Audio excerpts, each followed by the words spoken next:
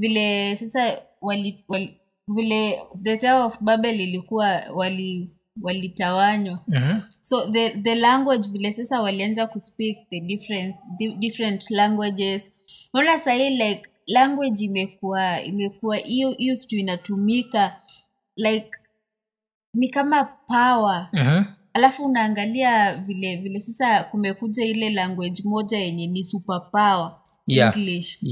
Sasa hiyo ndio sasa ile language yenye inajaribu kuunite watu. And then unapata vile sasa kwa hiyo as in looking at the advantage ya kukua scattered. A language, unaona mimi naweza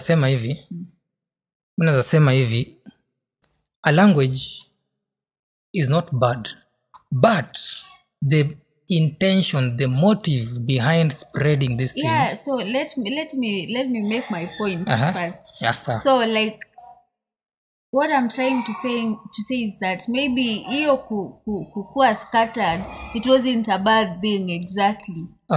Sure. Like sasa unaona vile kuna different languages, kuna hizi language indigenous nini. And then unapata language kama English yenye kuna wale watu wenye yani ukiwa unajua English wewe unajua unajionaga wewe ni mtu mwenye ako level 2 ingine.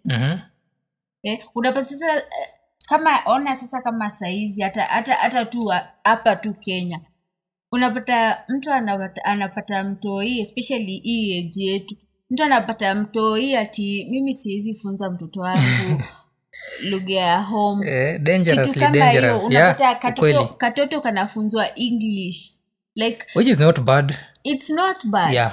But unashindwa hizi language zetu vile zinaenda zikidisappear. Is that really a good thing?